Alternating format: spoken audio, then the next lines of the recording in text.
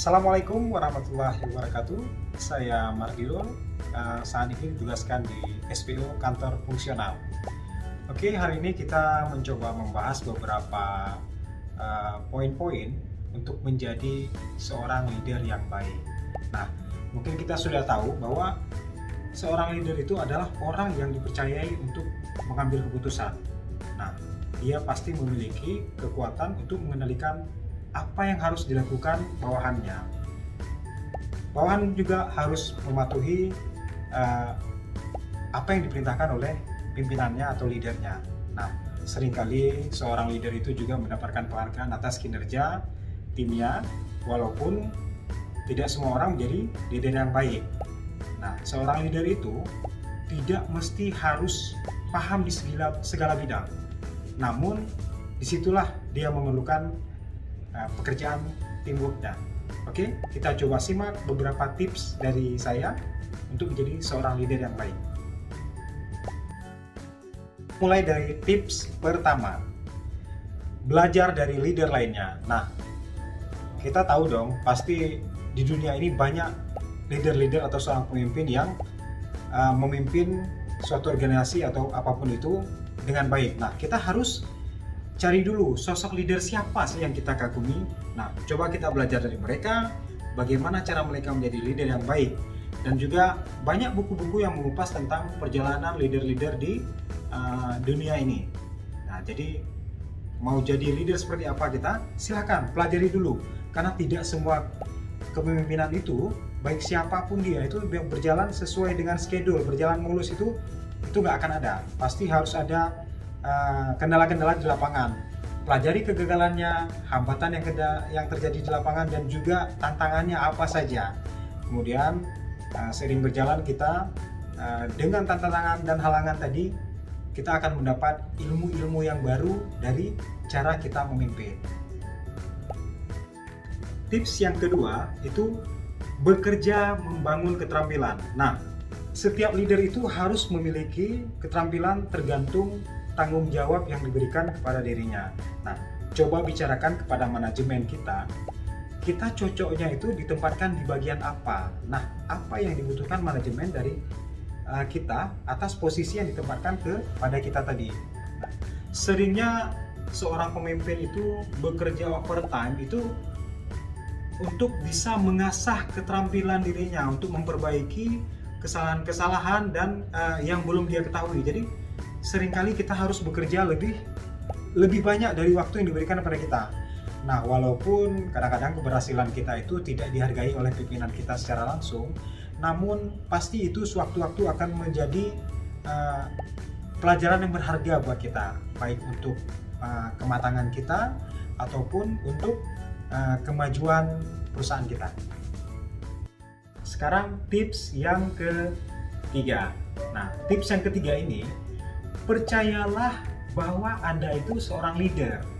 Nah, bagaimana itu? Misalnya Anda memasuki suatu ruangan, Anda bisa bekerja secara positif sebagai teamwork, dan juga Anda harus masuk ke ruangan itu sebagai seorang yang gagah, berani, pintar, dan wibawa. Nah, bahasa tubuh kita seringkali bisa mencerminkan bagaimana cara kita itu memimpin. Nah, jadi kita harus berjalan lebih tegak dengan postur tubuh kita, tunjukkan bahwa kita ini adalah seorang pemimpin. Nah, juga buatlah diri kita ini menjadi seorang leader dengan cara menatap mata lawan bicara kita dan juga berjabat tangan itu dengan erat dan hangat. Jadi orang itu bisa membaca kita ini adalah seorang pemimpin yang bijaksana. Kemudian percayalah bahwa ketika Anda dipercaya menjadi pemimpin yang bijaksana dan paham atas kerja Anda sendiri, orang-orang pasti akan mengikuti Anda. Jadi yakinkan diri Anda sendiri adalah Anda seorang yang leader. Nah, selanjutnya tips yang keempat. Tips yang keempat ini adalah ambillah tugas-tugas yang diberikan kepada Anda lebih banyak. Dalam artian begini, ketika seseorang menunjuk volunteer bisa jadi, nah ambillah itu menjadi tugas dari diri Anda. Nah, tunjukkan kepada pimpinan Anda bahwa Anda memang mampu untuk mengemban tugas dimaksud. Nah, dengan bersedia apapun menjadi pimpinan di dalam, walaupun itu di dalam tim yang kecil. Kita harus mampu dulu bersedia. Nah, semakin kita menonjol di dalam tim, maka orang juga makin percaya bahwa kita itu mampu dan bisa diandalkan. Walaupun hal-hal kecil yang diberikan kepada kita, namun kita harus bisa memastikan menyelesaikan pekerjaan-pekerjaan kita. Bagikan ide Anda kepada tim Anda.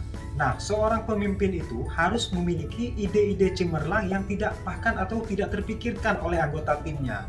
Jadi, membagi ide kita kepada orang lain itu sama juga halnya memberi tanggung jawab kita kepada anggota tim kita.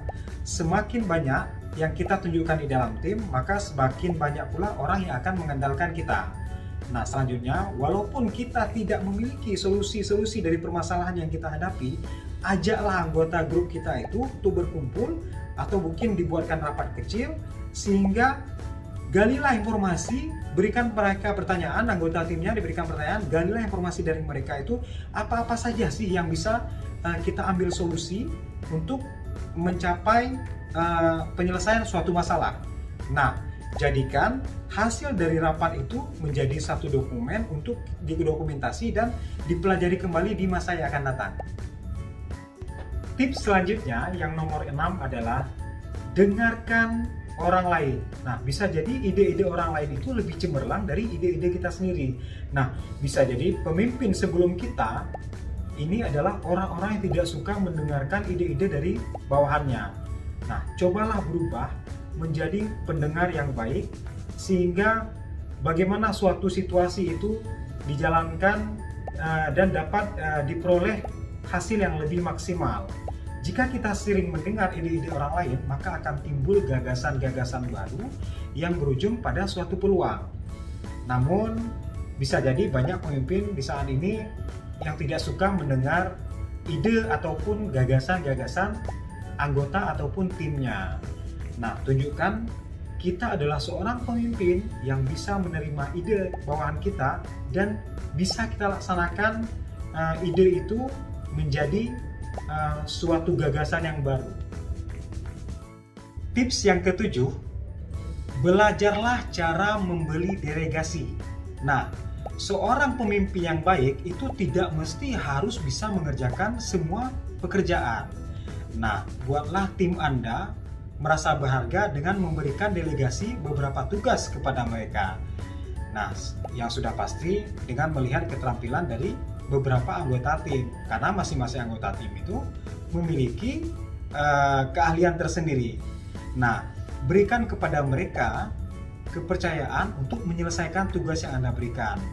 Dengan begitu, kita bisa menunjukkan kerendahan hati kita dengan mengakui jika memang dia benar, dia bagus, dia memiliki ide-ide cemerlang, akuilah itu.